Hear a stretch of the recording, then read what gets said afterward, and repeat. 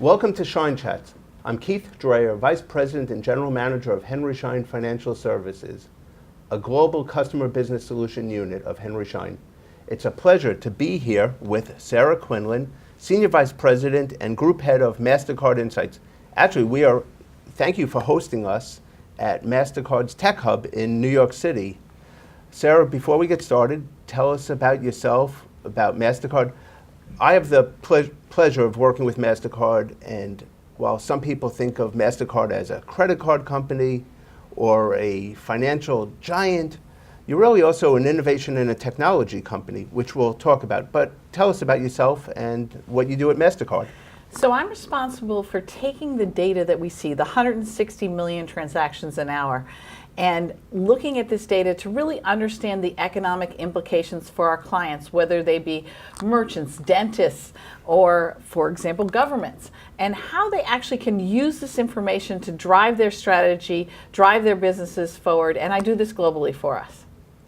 Great. So Henry Schein, we're in business, of course, to do two things. One, partner with our customers so they can operate successful practices, but helping our customers, who happen to be office-based dentists, physicians, veterinarians, overcome the challenges of running a healthcare practice and to treat their practice like a business. And I think that's pretty key, and you've got great experience on that. So dentists are great clinicians, but they're running a business. It's one of the most important things to really recognize, and a business that's evolving really quickly, because one of the things that we know is that they need to have their technology updated, not just the technology they use in dentistry or veterinary medicine, but the technology to reach their consumer on a continual basis, because their consumer now expects that. Right, and consumers, one of the things, Mastercard is, you've put out great things, is about how patients are consumers, and consumers value experiences. And let's talk about how dentists can make it a better experience to help them attract and retain patients. Well, post the recession, we all decided we liked our family and friends again. And that translates into the businesses that we want to do business with. So it is very important for your practitioners to really realize that they have to have a relationship with me.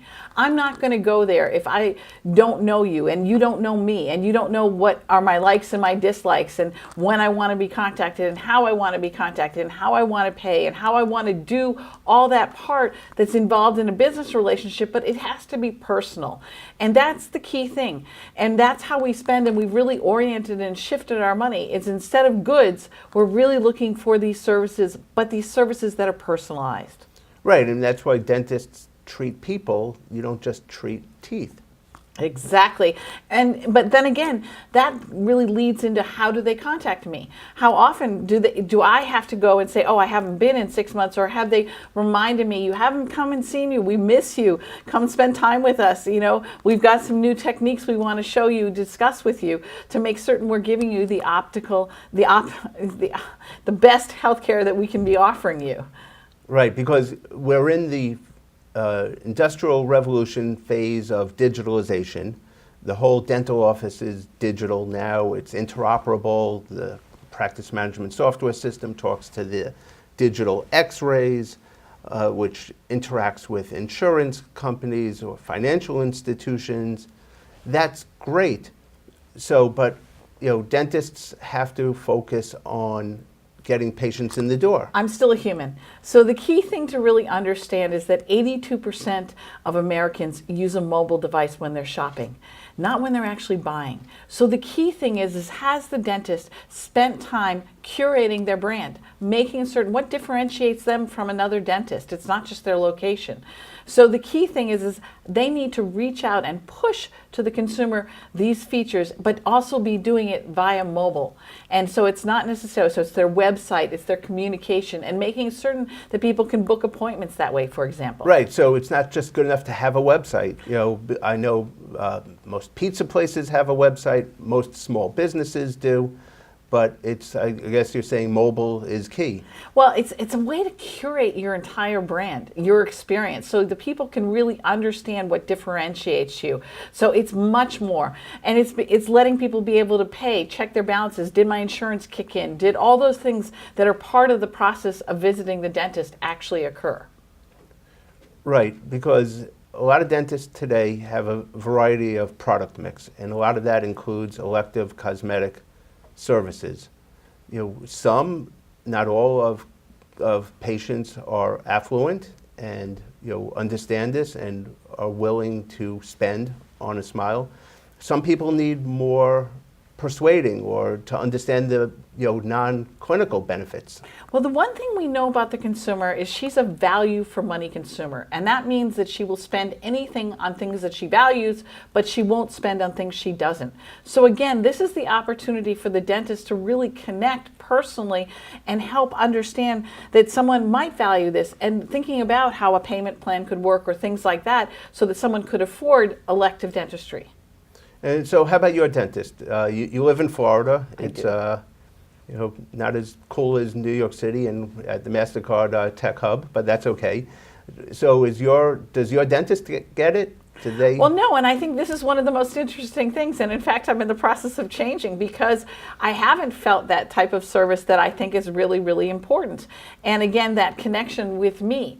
And I think this is the thing where you have to be proactive. I'm not coming to you anymore. You have to, as a business, come to me. But again, the data is there to help you understand where people are, what is their preference.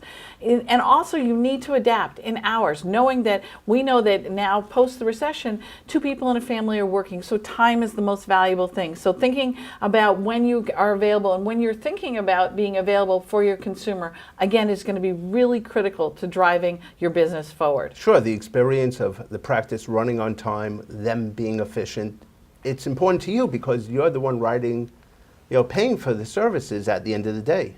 Or perhaps thinking about Saturday hours. Something maybe that isn't great for the dentist, but clearly would be beneficial to the patient, right? And so again, trying to balance some of these things that I think are so critical as we watch this evolution of what's going on. Yeah, and communication is key. My personal dentist, if procedure it's more than a checkup, I'm going to get a phone call or actually a text message.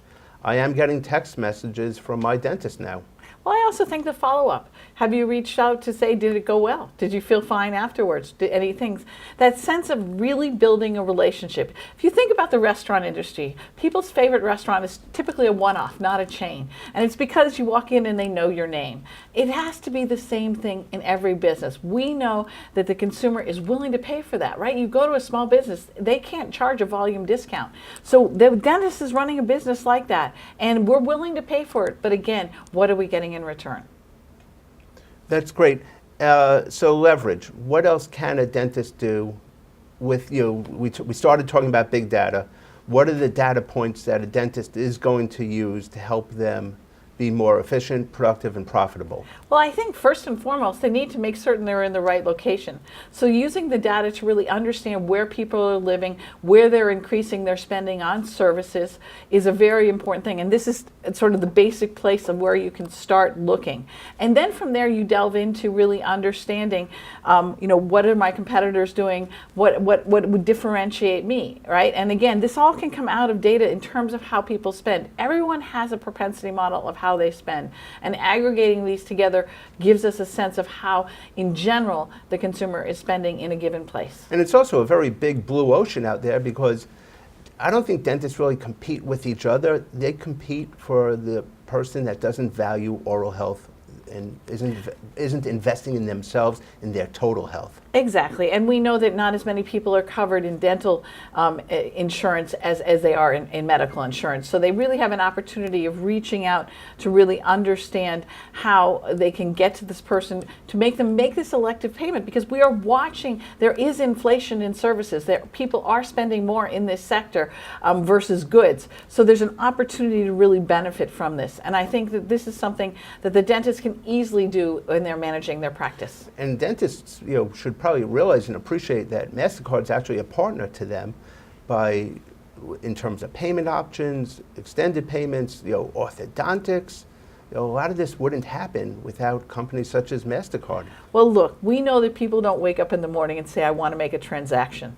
They say, I'm going to the dentist and I've got to pay for this, right? And so the key thing is the ease of the transaction, making certain that this is seamless, that people can easily online understand where their balances are and pay for things.